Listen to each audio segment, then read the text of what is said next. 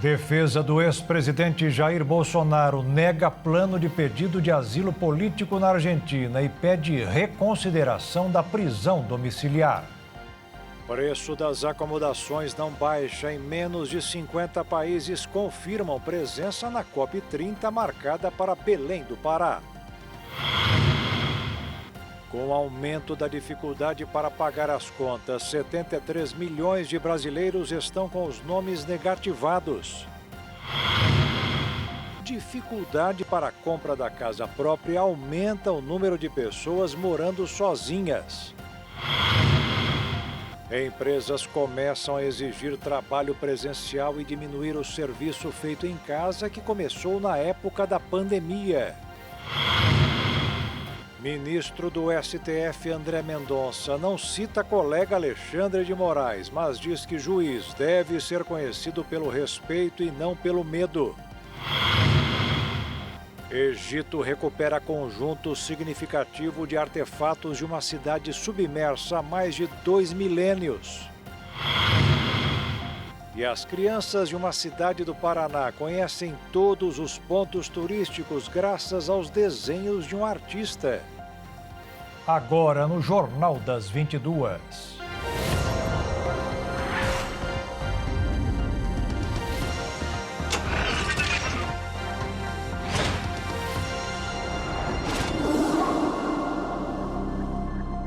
Olá, boa noite. Os advogados de defesa do ex-presidente Jair Bolsonaro negaram um pedido de asilo na Argentina. No esclarecimento feito dentro do prazo, o STF também recebeu um pedido para que seja reconsiderada a prisão domiciliar do ex-presidente. Mas o que chamou a atenção da Polícia Federal foi um erro de ortografia. Jair Bolsonaro escreveu o nome de Milei errado em pedido de asilo político.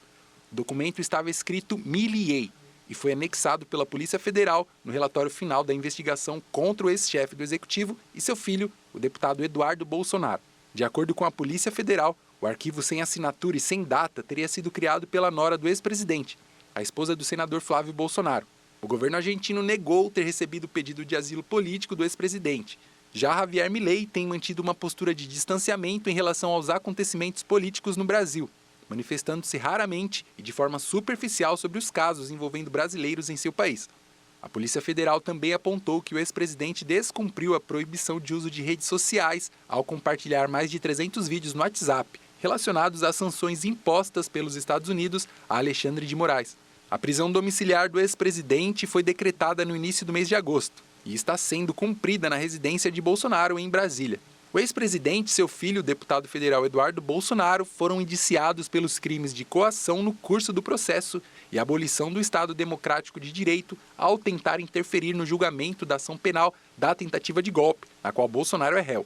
A Polícia Federal ainda identificou movimentações financeiras de cerca de mais de 44 milhões de reais nas contas do ex-presidente entre março de 2023 e junho de 2025.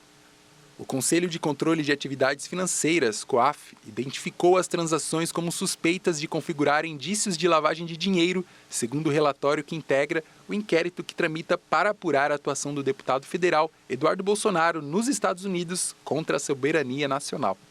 A defesa do ex-presidente disse que os elementos apontados na decisão do ministro Alexandre de Moraes serão devidamente esclarecidos dentro do prazo. O ministro deu 48 horas para se manifestarem sobre o relatório da Polícia Federal e também a Procuradoria-Geral da República.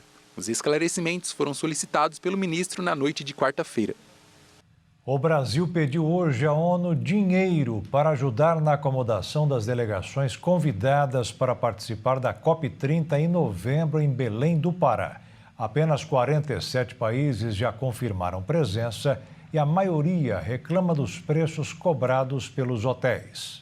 A organização da COP30 e representantes da ONU se reuniram nesta sexta-feira em encontro marcado por pressões internacionais e críticas à especulação hoteleira em Belém.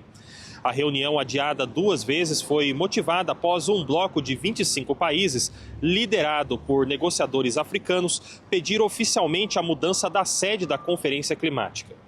Durante 3 horas de conversa, o Brasil reafirmou a realização da COP na capital paraense e apresentou um pacote de soluções para garantir hospedagem a delegações estrangeiras. Participaram da coletiva após o encontro o presidente da COP30, André Correia do Lago, a secretária executiva da Casa Civil, Miriam Belchior, e o secretário extraordinário da COP, Walter Correia.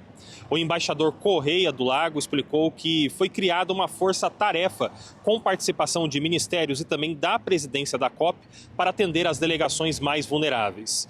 Segundo os organizadores, pacotes de hospedagem entre 100 e 200 dólares serão oferecidos para 25 negociadores de países de menor desenvolvimento e pequenos estados insulares. Já a proposta da ONU para que o Brasil subsidiasse também países desenvolvidos foi recusada.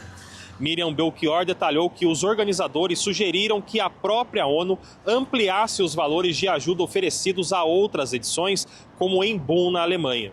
Ela reforçou que o governo brasileiro não utilizará recursos públicos para esse fim. Outro ponto discutido foi a flexibilização de pacotes de hospedagem, que hoje exige estadia mínima de 15 dias. A ideia é permitir o revezamento de delegados em períodos mais curtos.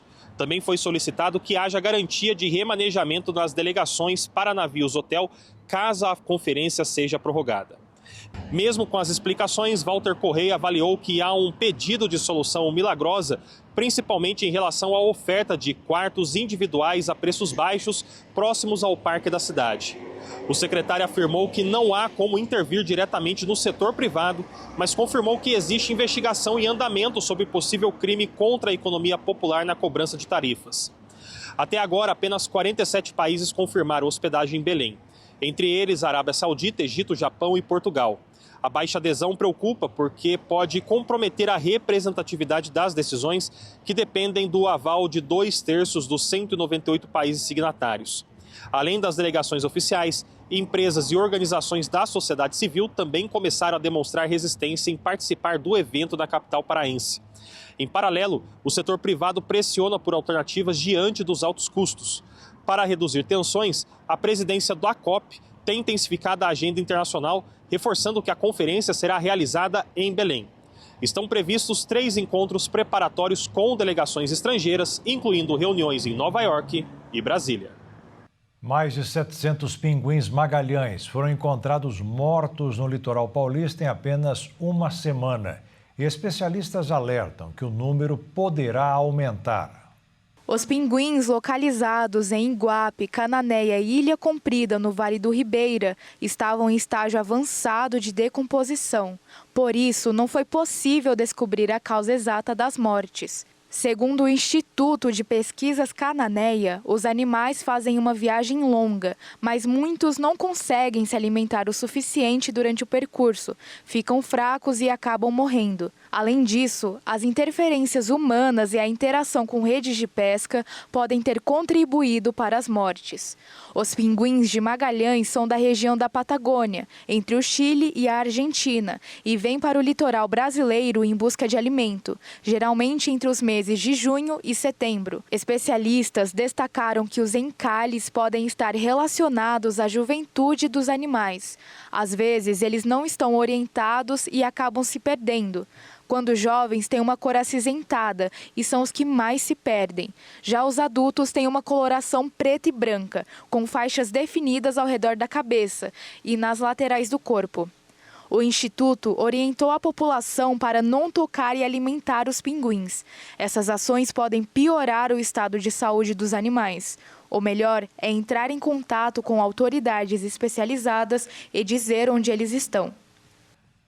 O empresário Sidney Oliveira vai continuar solto e sem pagar fiança de 25 milhões de reais. A Justiça aceitou o pedido da defesa do dono da Ultrafarma, que chegou a ser preso sob acusação de participar de um esquema de corrupção e propina. Citado no esquema de fraude com créditos do ICMS, na Secretaria da Fazenda do Estado, Sidney Oliveira teve novamente o pedido de prisão decretado pelo Ministério Público de São Paulo, após o não pagamento da fiança de 25 milhões imposto pela Justiça e por descumprimento de medidas cautelares. A defesa do empresário contesta o valor da fiança, alegando que Oliveira não tem capacidade financeira para cumprir com a exigência imposta pelo juiz no dia 18 de agosto. O Tribunal de Justiça de São Paulo concedeu uma liminar que suspendeu o valor da fiança fiança imposta a Sidney Oliveira. De acordo com o órgão judicial, o valor é considerado desproporcional e sem base sobre a real capacidade econômica do empresário. O dono da Ultrafarma havia deixado a prisão no último dia 15, junto com o diretor estatutário do grupo Fast Shop, Mário Otávio Gomes, sob o cumprimento de diversas restrições. Além da fiança milionária, estão o uso de monitoramento eletrônico, recolhimento domiciliar noturno a partir das 8 horas da noite, proibição de contato com outros investigados e testemunhas, impedimento de frequentar prédios da Secretaria da Fazenda Paulista e a obrigação de comparecimento mensal em juízo. O auditor fiscal Arthur Gomes da Silva Neto continua preso por ser considerado a mente por trás do esquema bilionário, realizando o pagamento de propinas. A polícia apreendeu mais de 200 armas em São Paulo. A operação foi contra um suspeito de fornecer armamento para o Comando Vermelho. Uma operação apreendeu um arsenal de armas no interior de São Paulo, durante cumprimento de mandados de busca e apreensão contra o homem com o registro de CAC, a sigla para caçadores, atiradores e colecionadores. O homem é suspeito por manter uma rede de fornecimento de armas para o Comando Vermelho, do Rio de Janeiro. Tudo isso aconteceu em 3 cidades: Atibaia, Paulínia e Americana. A operação também apreendeu munições, celulares, notebooks e acessórios de recarga. Segundo as investigações, o suspeito assumiu os negócios após a prisão do pai, em 13 de maio deste ano. A família é proprietária de um clube de tiro e de uma empresa de vendas de armas em Americana. Na residência do suspeito, foram confiscadas 2 armas de fogo, enquanto no clube de tiro foram encontrados armas, munições e acessórios que, de acordo com as autoridades responsáveis pela fiscalização, estavam em situação irregular. Na loja de armas foi detectada uma confusão de arcevo entre 2 pessoas jurídicas, ambas vinculadas à família. No mesmo estabelecimento, foram tomadas armas sem registro oficial, sem nome de proprietário e em nome de pessoas presas. A descoberta mais significativa, de acordo com a investigação, ocorreu ao final da operação, quando foi localizado um fundo falso em um armário, acessado por um dispositivo digital. Dentro desse compartimento, havia mais de 110 armas de fogo, muitas sem cadastro e outras registradas em nome do pai do suspeito. O homem vai responder por posse ilegal de arma. Ele não foi preso. E a seguir, com o aumento da dificuldade para pagar as contas, 73 milhões de brasileiros estão com os nomes negativados. E as empresas começam a exigir trabalho presencial e diminuir o serviço feito em casa, que começou na época da pandemia.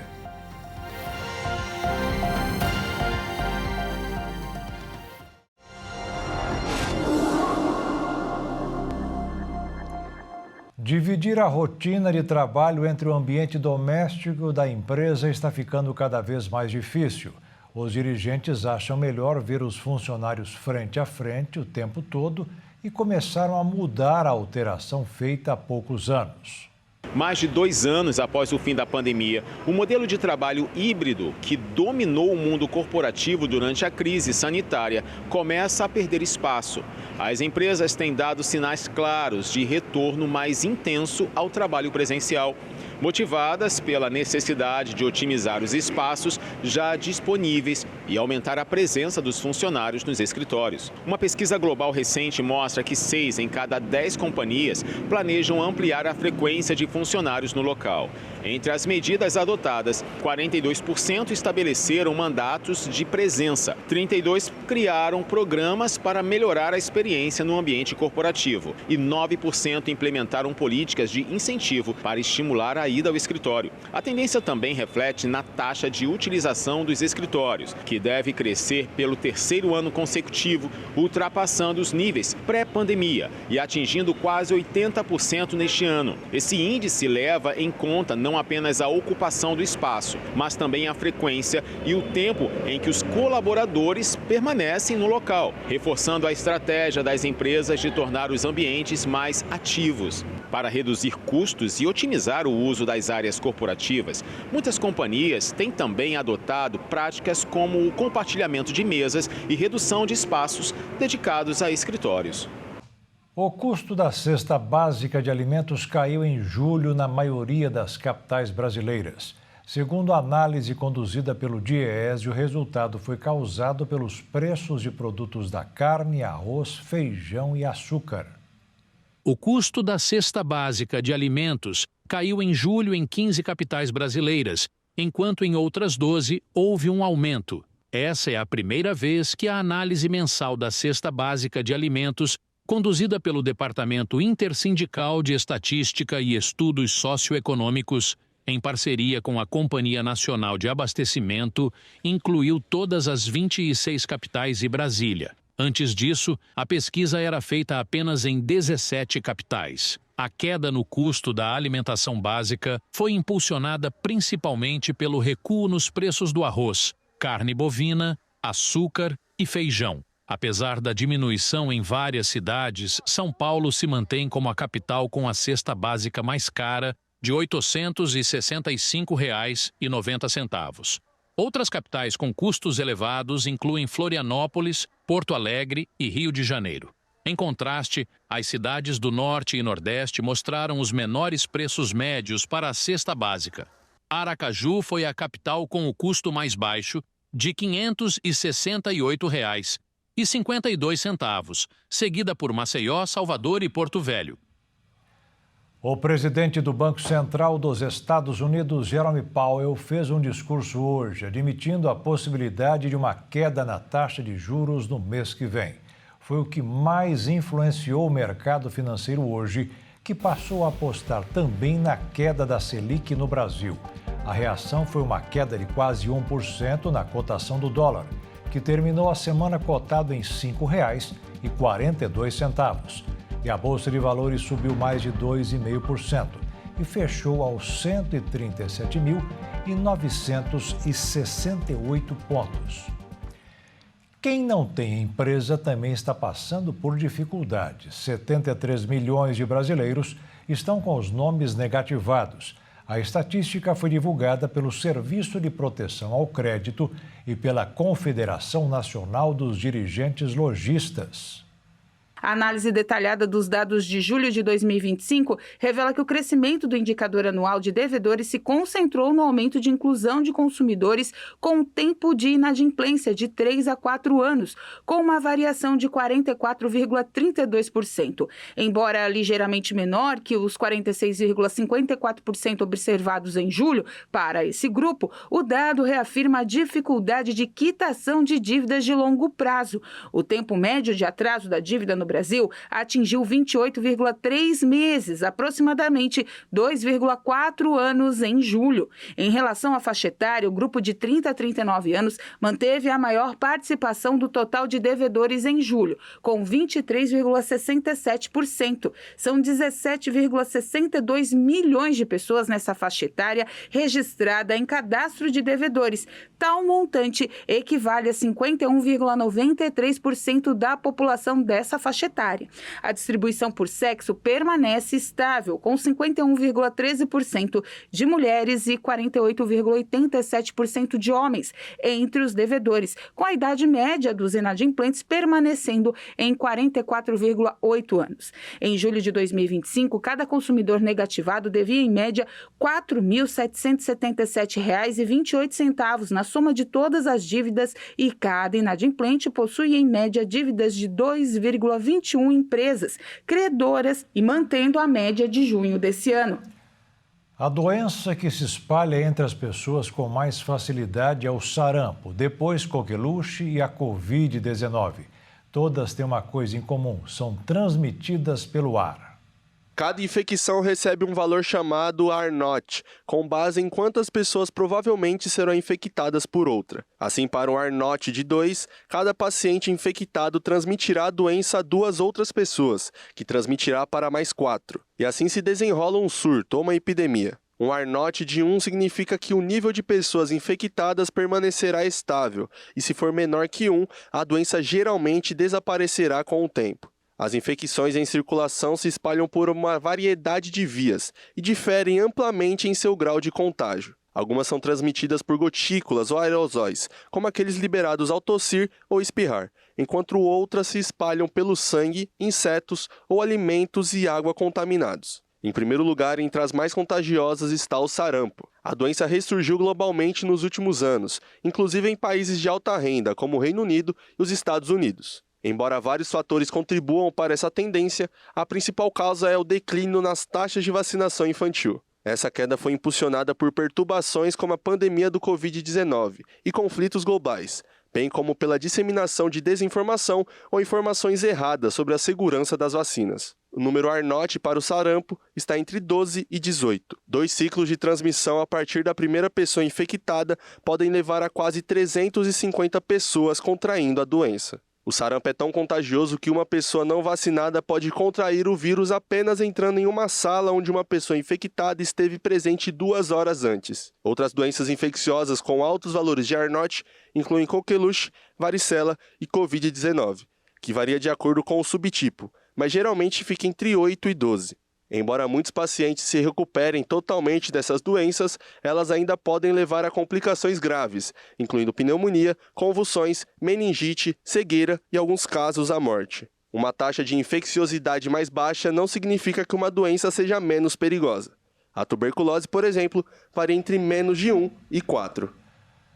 A ONU reconheceu oficialmente pela primeira vez que existe fome na faixa de Gaza. O relatório classificou a situação do território como catastrófica e afirmou que mais de 500 mil pessoas enfrentam risco imediato de fome, miséria e morte. O secretário-geral da ONU, Antônio Guterres, afirmou que o cenário em Gaza é um fracasso da própria humanidade. Ele reforçou que Israel tem obrigações claras pelo direito internacional de garantir alimentos e suprimentos médicos à população. Guterres declarou: "Não podemos permitir que isso continue impunemente. O tempo de agir é agora." O coordenador de emergências humanitárias da ONU, Tom Fletcher, também se pronunciou. Na sua opinião, a fome em Gaza deveria envergonhar o mundo e necessita de uma resposta urgente. Em apelo direto ao primeiro-ministro israelense, Benjamin Netanyahu pediu a abertura dos pontos de passagem para a entrada de alimentos e suprimentos na escala massiva exigida. A nova avaliação foi elaborada por cerca de 50 especialistas de 19 organizações, que combinaram levantamentos por telefone, medições de circunferência dos braços de crianças para avaliar desnutrição e informações sobre mortalidade em um contexto sem dados oficiais confiáveis. E a seguir, ministro do STF, André Mendonça, não cita colega Alexandre de Moraes, mas diz que juiz deve ser conhecido pelo respeito e não pelo medo. E a dificuldade para a compra da casa própria aumenta o número de pessoas morando sozinhas.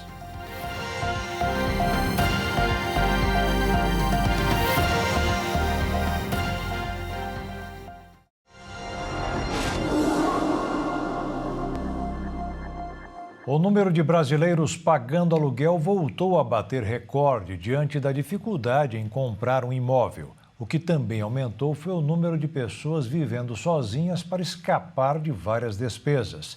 É cada um na sua. O número de brasileiros que moram em imóveis alugados aumentou nos últimos anos. De acordo com a Pesquisa Nacional por Amostra de Domicílios do IBGE, a parcela de lares em aluguel passou de 18% em 2016 para 23% em 2024. Em números absolutos, são mais de 17 milhões de residências alugadas, contra cerca de 12 milhões registradas 8 anos antes, representando um crescimento de 45%. Ao mesmo tempo, caiu a quantidade de famílias que vivem em imóveis próprios já quitados. O percentual recuou de mais de 66% em 2016 para mais de 61% em 2024. Segundo o IBGE, esse movimento mostra os efeitos da perda de poder de compra e da dificuldade das famílias em adquirir a casa própria. Em todo o país, o levantamento identificou 77 milhões e 300 mil domicílios. O número representa aumento de 16% em relação a 2016. O Sudeste concentra a maior parte, mais de 33 milhões de moradias. O Nordeste vem em seguida com pouco mais de 20 milhões, seguido pela região Sul com 11 milhões e 700 mil. O Centro-Oeste e Norte somam juntos cerca de 12 milhões de residências. Em muitas capitais, alugar um imóvel já consome quase metade da renda mensal do trabalhador e mesmo para quem pensa em comprar, os juros elevados do financiamento ainda são um obstáculo difícil de superar. Segundo o Heitor Kuzer, os altos preços dos imóveis têm feito com que mais pessoas passem para o aluguel, porém a população também tem sentido um aumento no valor dos aluguéis. O investidor que compra imóveis continua comprando, mas quem procura e não consegue comprar vai para o aluguel.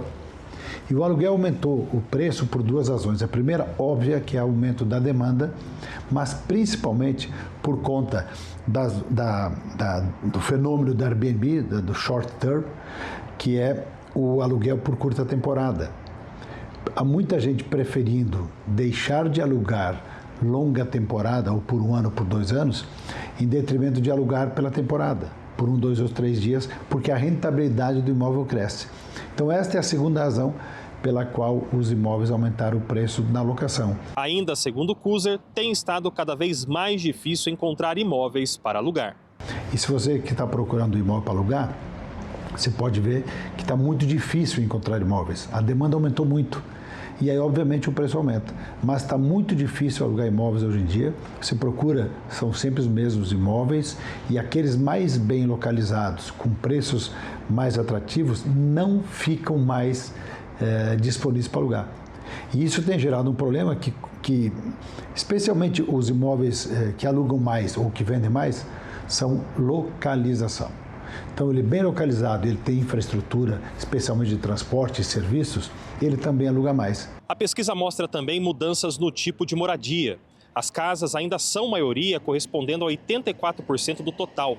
Mas o número de apartamentos cresceu quase 30% desde 2016, chegando a mais de 11 milhões de unidades. Outro dado que chama atenção é o aumento dos lares com apenas um morador. As chamadas residências unipessoais passaram de 12% para quase 19% em pouco mais de uma década. O levantamento também avaliou as condições de saneamento básico. Quase todos os domicílios possuem banheiro de uso exclusivo, mas o acesso à rede geral de esgoto ainda é desigual. Nas áreas urbanas, o índice chega a 78%. Já nas zonas rurais, pouco mais de 9% dos domicílios contam com esse serviço. Para os pesquisadores, os dados revelam a concentração de renda no período, além da influência da inflação e da perda salarial, fatores que dificultam a compra do imóvel próprio e aumentam a procura pelo aluguel.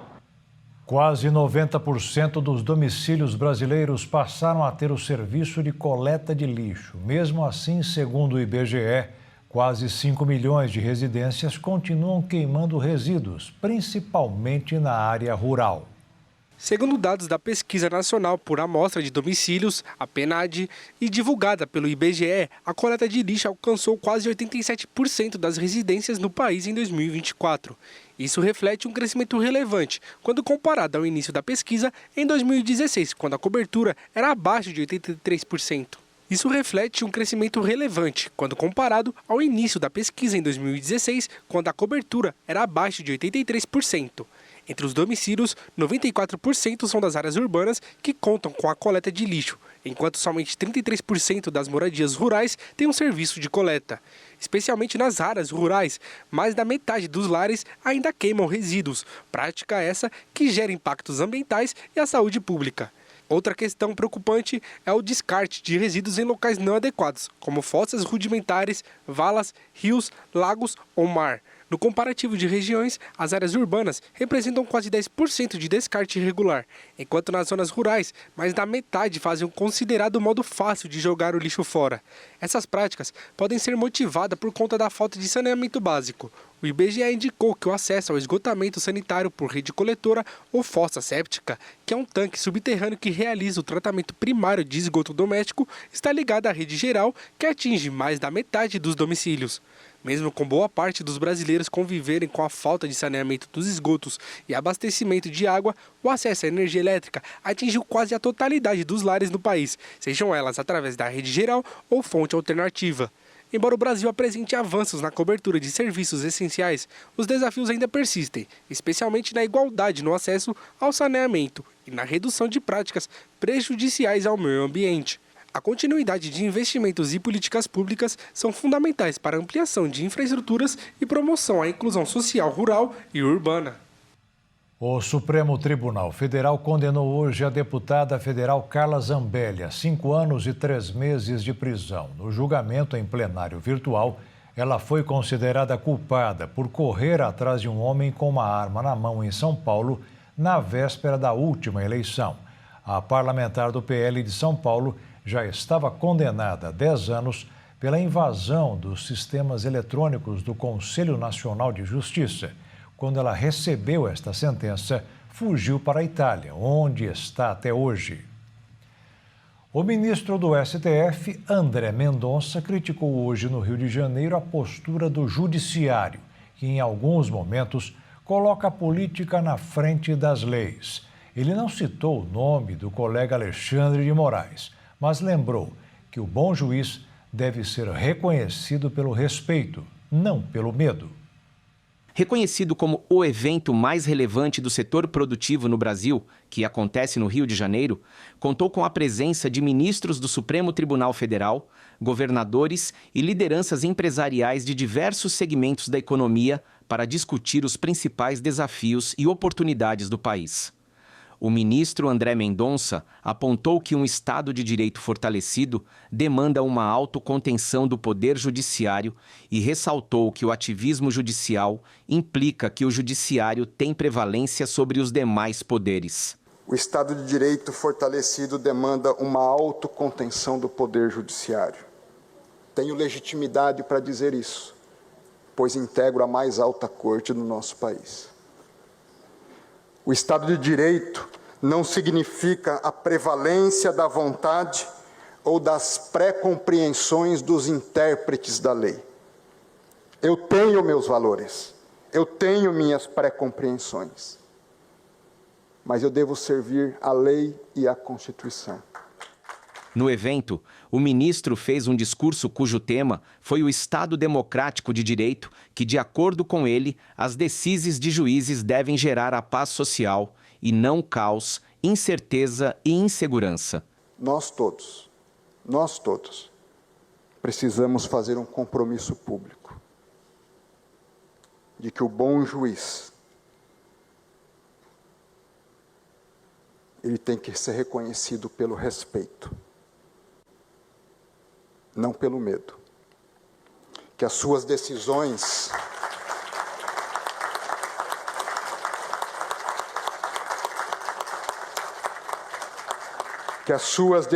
gerem paz social e não caos, incerteza e insegurança.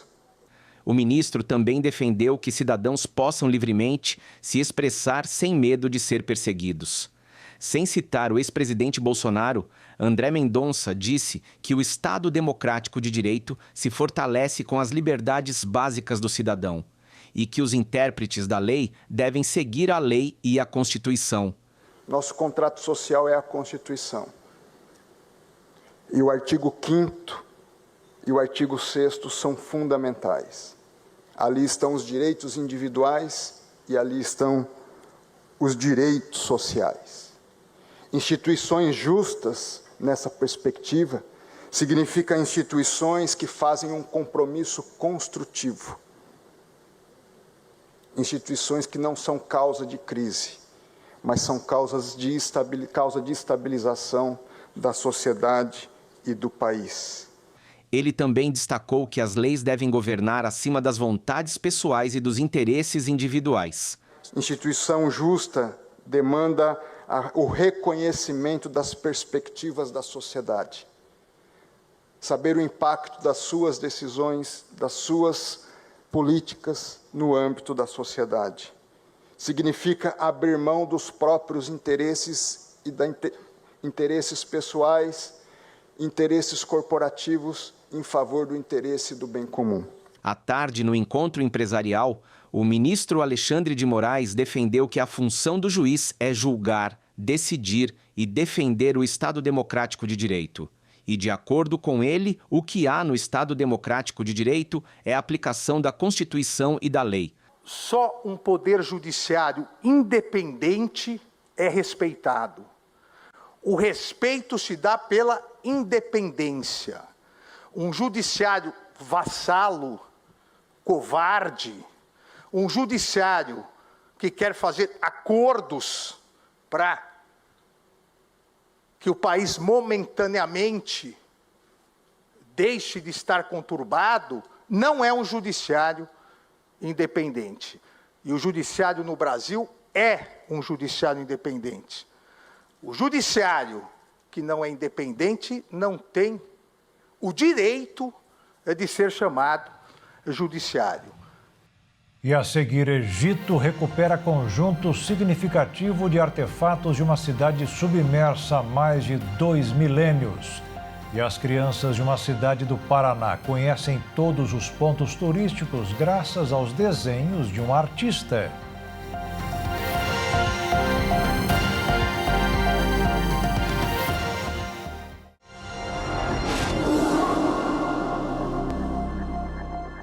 A grande maioria dos brasileiros hipertensos tem um efeito colateral bem perigoso. Sabem que tem o problema, mas tomam remédio apenas quando a pressão sobe bastante.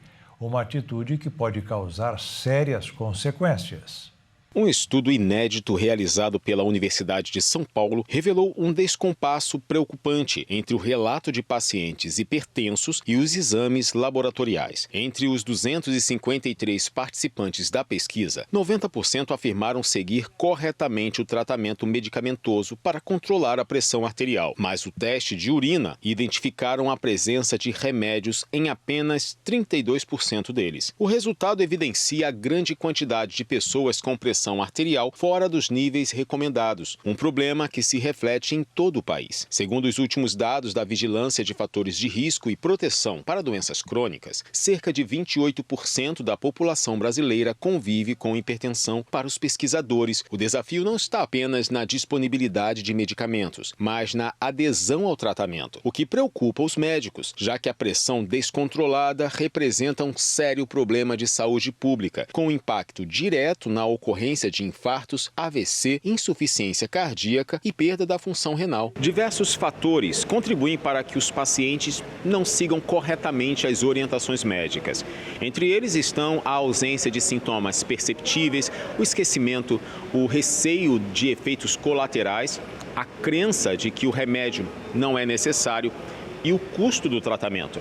Além disso, a frequência espaçada das consultas e a troca constante de médicos na atenção básica dificultam a construção de vínculo entre paciente e profissional da saúde, prejudicando ainda mais o acompanhamento contínuo. Especialistas defendem estratégias para facilitar a adesão, como a prescrição de medicamentos de dose única diária, com ação prolongada e poucos efeitos adversos, e a simplificação do tratamento, concentrando o uso de diferentes remédios em um mesmo horário, sempre que indicado. Consultas regulares também são fundamentais para o acompanhamento correto. É recomendada a avaliação a cada 3 ou 6 meses para pacientes estáveis, enquanto aqueles com quadro mais grave devem ser acompanhados mensalmente ou bimestralmente. Os pesquisadores afirmam que o controle da hipertensão depende tanto do acesso aos medicamentos quanto do comprometimento do paciente em manter a medicação corretamente. O consumo regular de vegetais como brócolis, couve-flor, couve e repolho pode reduzir em até 20% o risco de desenvolvimento do câncer de intestino. A conclusão é de uma pesquisa feita em vários países. A análise considerou dados de 17 estudos realizados em diferentes países, reunindo informações de 639.539 participantes e 97.595 casos da doença. O cientista da Universidade da Mongólia Interior para as Nacionalidades em Iaquesh observaram que a ingestão mínima de 20 gramas diários desses alimentos já demonstrava efeito protetor, enquanto o consumo entre 40 e 60 gramas representou a maior redução de risco. Acima dessa quantidade, não foram observados benefícios adicionais. Segundo os autores do estudo, os vegetais crucíferos possuem compostos bioativos, como glucosinolatos, que produzem substâncias capazes de induzir a morte de células cancerígenas e inibir enzimas que ativam carcinógenos. Além disso, são ricos em fibras, vitamina C, carotenoides e flavonoides, reconhecidos por suas propriedades anticâncer. O câncer coloretal é o terceiro mais comum no mundo, atrás apenas dos tumores de mama e pulmão, e o segundo que mais mata, de acordo com a Agência Internacional para a Pesquisa sobre o Câncer, da Organização Mundial da Saúde. Anualmente, a doença é responsável por cerca de 1.900.000 novos casos e 903.000 mortes em todo o planeta. Nos últimos anos, médicos e pesquisadores têm alertado para o aumento da incidência da doença entre pessoas mais jovens, associando o crescimento a fatores de risco, como alimentação baseada em ultraprocessados, consumo de álcool e sedentarismo. Por outro lado, hábitos como a prática de atividades físicas e uma dieta equilibrada são considerados mecanismos de proteção. O Egito recuperou um conjunto de artefatos de uma cidade submersa há mais de 2 milênios, perto de Alexandria. Os vestígios, que incluem desde estátuas monumentais até estruturas portuárias, podem ser parte de um centro cultural e comercial. A operação foi conduzida pelo Ministério do Turismo e Antiguidades. Mergulhadores auxiliaram no resgate de peças, enquanto guindastes retiravam itens selecionados. Entre os objetos recuperados estão estátuas de faraós, esfinges e restos de construções em calcário que serviam como templos, casas ou áreas comerciais. A cidade agora revelada teria sido uma extensão de Canopo, importante entre os séculos 3 a.C. e 6 d.C., antes de ser tragicamente engolida por uma série de catástrofes naturais. Terremotos e a elevação do nível do mar condenaram a cidade e seu porto vizinho, Herakleion, ao esquecimento subaquático. Além dos objetos de culto e arte, os arqueólogos identificaram tanques escavados na rocha, usados tanto para a criação de peixes quanto para o armazenamento de água potável. Um cais de 125 metros que servia como porto para embarcações menores durante os períodos romano e bizantino também foi localizado junto com um navio mercante, âncoras de pedra e um guindaste portuário. O ministro do Turismo e Antiguidades, Sherif Fathi, enfatizou a seletividade do resgate. Segundo ele, há inúmeros elementos sob a água, mas a capacidade de recuperação é limitada. O ministro disse também que o restante permanecerá como parte integral do patrimônio subaquático. A decisão reflete uma tendência moderna na arqueologia de preservar sítios in situ sempre que possível, mantendo a contextura histórica. A ironia histórica é que a Alexandria, herdeira desse legado submerso, agora enfrenta a mesma ameaça que varreu Canopo do mapa. A cidade afunda mais de 3 milímetros por ano e é considerada uma das áreas costeiras mais vulneráveis do mundo às mudanças climáticas. De acordo com as projeções da ONU, mesmo em seus cenários mais otimistas, indicam que 1/3 de Alexandria poderá estar submerso ou inabitável até 2050. Um artista da cidade de Pato Branco, no estado do Paraná, desenvolveu um modo bem atrativo para apresentar os pontos turísticos do município para as crianças. Ele faz desenhos que eles pintam, estimulando o conhecimento e a criatividade. Em Pato Branco, um artista transformou o carinho pela própria cidade em arte. E o resultado é um grupo de patinhos prontos para passear. Nas páginas do livro, percorrem cenários turísticos, misturando imaginação, identidade local e um toque de diversão que conquista crianças e adultos. Quem foi o responsável por colocar os patinhos para passear foi o Mazinho. Ele desenhou cada cena à mão e transformou tudo em uma arte digital, criando um passeio diferente por Pato Branco, com pontos turísticos e também os encantos da cidade. A ideia surgiu quando eu vi na internet o Gaúcho Goods. Então pensei em trazer algo regional, a princípio o Paraná, depois a gente pensou que não, de repente podia ser da nossa cidade mesmo. E sendo da nossa cidade, teve que ter uma família de patins. Quando eu tive o insight que eu pedi esse insight, né? E eu recebi a graça de receber essa ideia, a gente conversou em casa, até a esposa falou, amanhã tu começa. Parei tudo e me dediquei, assim, para correr contra o tempo, para colocar essa ideia no ar o quanto antes. E tudo saiu direto da cabeça e do traço do artista. Toda e qualquer arte que eu vou fazer, ela sai do lápis. Então eu tenho que desenhar. Eu olho para o cenário, para uma fotografia, ou lembro determinado ponto, faço a lápis, passo uma caneta nanquim depois, digitalizo isso para o computador e lá no computador eu refino com o software de edição de imagem. Eu vou te dizer que eu até tentei levar algumas imagens para a inteligência artificial, mas ela não consegue reproduzir da maneira que eu gostaria que fosse. Então eu falei, cara, é comigo mesmo. Então é por isso que eu me dediquei para terminar o quanto antes.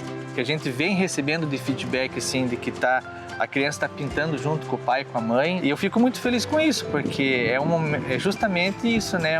Unir as famílias, né? Tirar um pouco do celular, tirar um pouco da tela da televisão e passar um tempo em família fazendo algo bacana, né? Entre os 16 cenários do Pato Goods, Mazinho revela o favorito, um que celebra a família, cheio de significado e lembranças. Que é o meu xodó, são o do Largo da Liberdade, que é os bonequinhos que recepcionam o Largo da Liberdade. Então, aqueles 3 bonecos ali que representam a família, né? Então, o pai, a mãe e um filho, né? O filho, enfim. Aqueles bonequinhos eu não deixaria de colocar. A igreja, né, a matriz está na capa, porque é um símbolo da cidade. Sim. Mas das páginas internas, os bonequinhos do Largo, eu tenho um carinho especial, porque é uma criação minha e eu vejo que as pessoas se conectam assim, né? Sim. Se sentem abraçadas ali, eles estão de braços abertos para recepcionar. Eu já ouvi muito de pessoas assim, dos bonequinhos, que legal, que bom quando tu chega. Os bonequinhos não podem deixar de faltar. E foi justamente esse cenário que conquistou o Arthur Godoy. Apaixonado por colorir, ele escolheu o Largo da Liberdade como o primeiro espaço do livro a ganhar vida através de suas cores. Ele foi um dos primeiros fãs do livro, que não esperou a estreia oficial e garantiu o exemplar já na pré-venda. Eu gostei porque é muita criatividade. Qual que é a sua parte favorita? Eu gostei do Largo porque comemora esse dia. Ah, e você lembrou de pintar os bonequinhos de cada cor? Sim. E você já quer comprar outro desse com mais desenhos da cidade? Acho que sim. As obras do Mazinho não se restringem às páginas do livro. Ele também enaltece a beleza da cidade com 2 painéis instalados em pontos turísticos de Pato Branco. Um no Parque do Alvorecer e outro aqui no Largo da Liberdade, recebendo os visitantes logo na entrada. Entre cenários conhecidos e muita criatividade, Mazinho mostra que a arte pode ganhar asas e transformar a cidade, seja nas páginas de um livro ou em painéis que recebem quem chega, porque quando a arte se espalha, a imaginação também viaja.